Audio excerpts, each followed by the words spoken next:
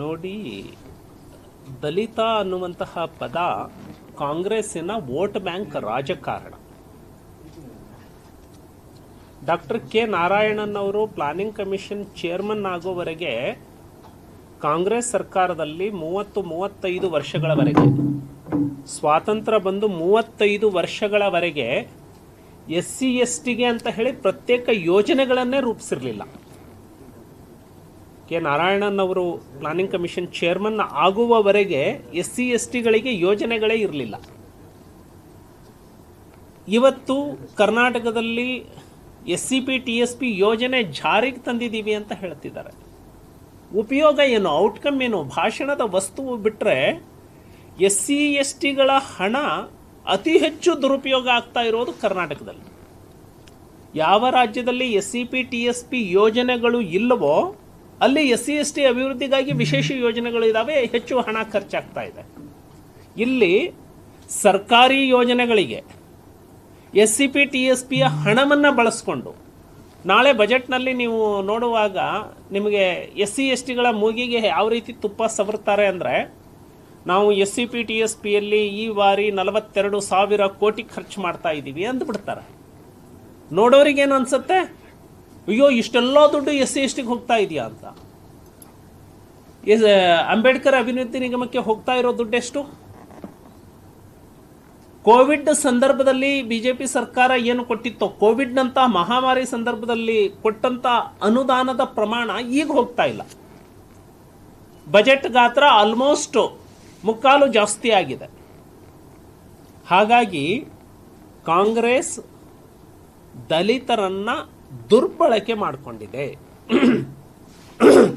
ತನ್ನ ಅಸ್ತಿತ್ವಕ್ಕೆ ಎಲ್ಲಿ ಪೆಟ್ಟು ಬೀಳುತ್ತೆ ಆವಾಗ ದಲಿತ CM ಅನ್ನುವಂಥದ್ದು ಬರುತ್ತೆ.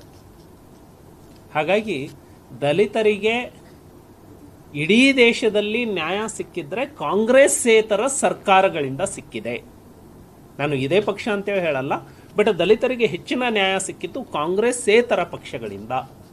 ಸೊ ಕರ್ನಾಟಕದಲ್ಲಿಯೂ ಕೂಡ ತಮ್ಮ ತಮ್ಮ ಸ್ಥಾನಗಳಿಗೆ ಕೂತು ಬಂದಾಗ, ಕಾಂಗ್ರೆಸ್ನಿಂದ ದಲಿತರು ದೂರ ಆಗ್ತಿದ್ದಾರೆ ಅಂದಾಗ ಈ ರೀತಿ ದಲಿತ CM ಕೂಗನ್ನು ಹರಿಬಿಡ್ತಾರೆ, ಮೂಗಿಗೆ ತುಪ್ಪವನ್ನು ಸವರ್ತಾರೆ. ಇವರಿಂದ ಯಾವ ನ್ಯಾಯವೂ ಕೂಡ ದಲಿತರಿಗೆ ಸಿಗೋದಿಲ್ಲ. ನಿಮ್ಮ ಪಕ್ಷದಲ್ಲಿ ಆ ಥರ ಇಲ್ವಂದ್ರೆ ದಲಿತರ ಹೆಸರಲ್ಲಿ ರಾಜಕಾರಣ ಮಾಡೋದು ಅಥವಾ ಅವರ ಕಮ್ಯುನಿಟಿಗೆ ನಾವು ಹೆಲ್ಪ್ ಮಾಡ್ತೀವಿ ಆ ಥರದ್ದು ರಾಷ್ಟ್ರ ಮಟ್ಟದಲ್ಲಿ ಆಗಿಲ್ವಂದ್ರೆ? ಸರ್, ನಮ್ಮಲ್ಲಿ ಕಮಿಟ್ಮೆಂಟ್ ಇದೆ. ನಮ್ಮ ಪಕ್ಷದ ಫಿಲಾಸಫಿಯಲ್ಲಿ ಅಂತ್ಯೋದಯ ಅನ್ನುವಂಥದ್ದು, ಪಂಡಿತ್ ದೀನದಯಾಳ್ ಉಪಾಧ್ಯಾಯ ಅವರು ಕೊಟ್ಟಂತಹ ಅಂತ್ಯೋದಯ ಪರಿಕಲ್ಪನೆಯ ಮೇಲೆ ಪಕ್ಷ ಬೆಳೆದಿತ್ತು. ಹಾಗಾಗಿ ಶೋಷಿತ ಪೀಡಿತ ವರ್ಗಗಳಿಗೆ ನಿಜವಾಗಿ ನ್ಯಾಯವನ್ನು ಕೊಡುವಂಥದ್ದು, ಅವರ ಪರವಾಗಿ ನಿಲ್ಲುವಂಥದ್ದು, ಅದು BJP ಎಲ್ಲೆಲ್ಲ ಅವಕಾಶ ಸಿಕ್ಕಿದೆ, ಅಧಿಕಾರದಲ್ಲಿ ಸಿಕ್ಕಿದೆ, ಅದರ ಬದ್ಧತೆಯನ್ನು ತೋರಿಸಿದೆ. ಅದನ್ನು ಕಾಂಗ್ರೆಸ್ ಇಲ್ಲಿಯವರೆಗೆ ತೋರಿಸಿಲ್ಲ. ಬಾಬು ಜಗಜೀವನ್ ರಾಮ್ ಅವರ ಅಧಿಕಾರವನ್ನು ಸಿಗೋದನ್ನು ತಪ್ಪಿಸಿದ್ರು. ದಲಿತರು ಮುಖ್ಯವಾಹಿನಿಗೆ ಹೋಗುವಂತಹ ಯೋಜನೆಗಳನ್ನು ರೂಪಿಸುವಲ್ಲಿ ಬಹಳಷ್ಟು ತಾರತಮ್ಯವನ್ನು ಮಾಡಿದರು. ಇವತ್ತು ದಲಿತರಿಗೆ ಭೂ ಒಡೆತನ ಅನ್ನುವಂಥದ್ದು ಕನಸಿನ ಮಾತಾಗಿದೆ. ಕರ್ನಾಟಕದಲ್ಲಿ ಒಂದೇ ಒಬ್ಬ ರೈತನಿಗೆ 1 ಗುಂಟೆ ಭೂಮಿಯನ್ನು ಈ ಸರ್ಕಾರ ಕೊಟ್ಟಿಲ್ಲ.